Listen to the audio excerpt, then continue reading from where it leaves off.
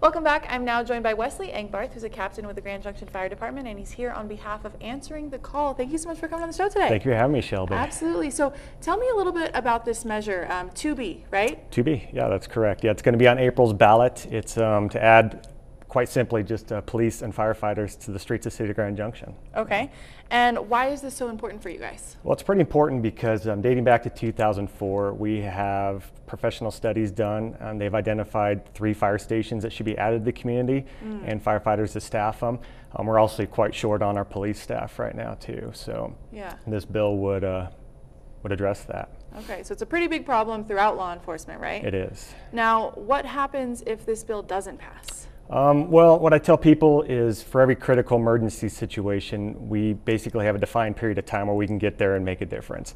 Okay. There are national standards set up for those time periods, and we're only meeting about half the time right now. Wow. And so as call volumes continue to rise, we're going to just continue to make it in time to less and less calls. Okay.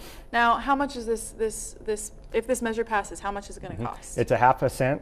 Wow. And that's, it's not applied to gas, groceries, residential utilities, services, and so when you go to the grocery store and buying your essentials, you're not going to see that impact, but your other spending, for every 100 bucks, it's 50 cents, so it's not too bad for what you're getting. Yeah, that sounds like it would make a lot of improvements and not cost people a lot of money. Yeah, I agree.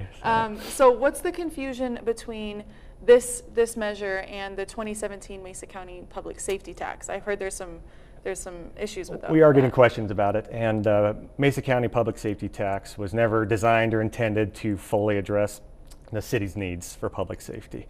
Okay. The city does benefit from it every year. We receive a fixed percentage.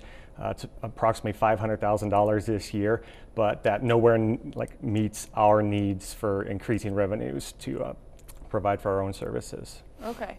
Yeah, it sounds like you guys need a whole lot more to be opening more stations, right? Yeah, and that's why we're going to the taxpayers for help.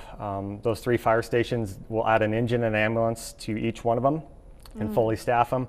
18 police officers on the street. That's going to allow them to do a lot more proactive law enforcement, which is the community we really want.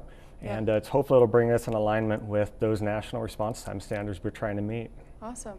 Well, thank you so much for coming on the show and talking about this Thank you for today. having me. Absolutely. I appreciate it. Yeah, Thank absolutely. you. Now you can find more information on that bill on our web channel, westernslopenow.com. Make sure to get out there and vote in April. Please.